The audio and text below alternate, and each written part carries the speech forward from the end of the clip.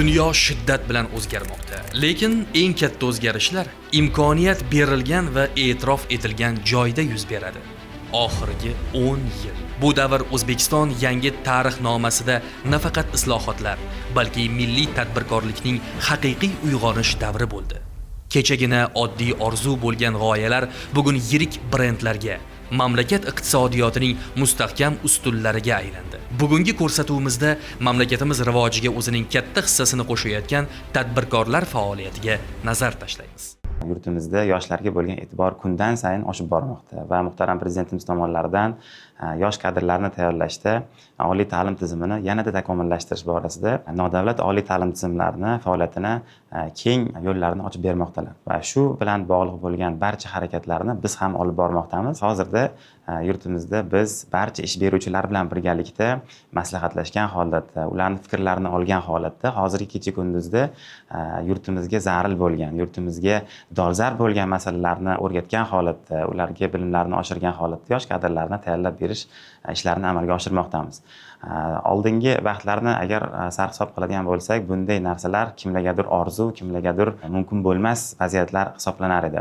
Hozir kecha kunduzda biz nodavlat oliy ta'lim tizimi tashkiloti sifatida to'liq mustaqillik bizga berilgandan so'ng biz shu masalalarni alohida o'zimiz hal qilishga va yurtimizga yuqori malakali shifokorlarni, mutaxassislarni tayyorlab chiqarishda o'zimizni kichkina bo'lsa-da hissamizni qo'shib bormoqdamiz.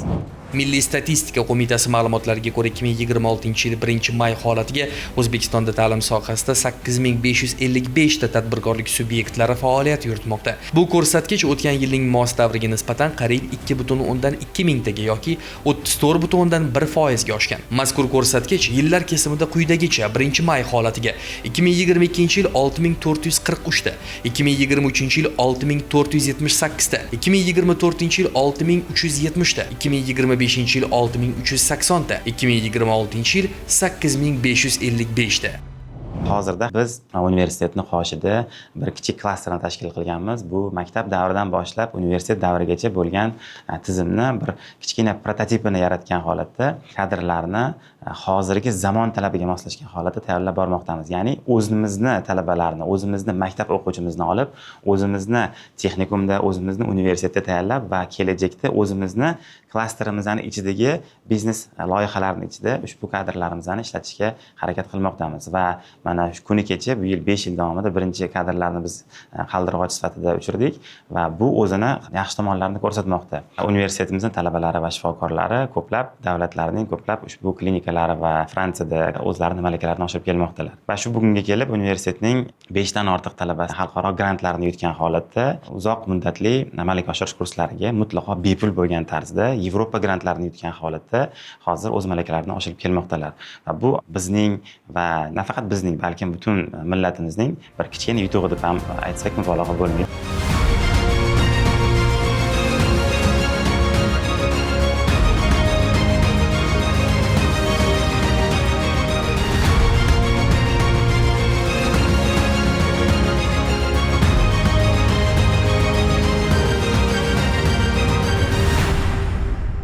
Nodavlat ta'lim tizimiga bekorga bunchalik katta e'tibor berilmayapti hozirda, chunki nodavlat tizimdagi ta'lim tizimidagi kadrlarni yetishtirib chiqarilishi yurtimizdagi barcha tadbirkorlar uchun qulaylik eshiklarini ochadi.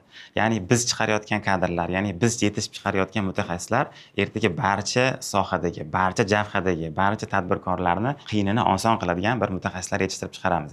Va bu borada hozir bizning olib borayotgan faoliyatimiz, bizning qo'llayotgan barcha o'quv ta'lim tizimlarimiz, ta'lim usullarimiz hozirgacha kunduzdagi barcha tadbirkorlar bilan birgalikda olib borilmoqda. Shu borada barcha tadbirkorlar birlashib, hozir ta'lim tizimini birga isloh qilishimizga hozir harakat qilishimiz kerak va muhtaram prezidentimiz olib borayotgan siyosatga biz barchamiz labbaydigan holatda ushbu tizimni yangitdan isloh qilishga va yangitdan yengilliklar yaratishga barcha tadbirkorlar birlashishimiz kerak.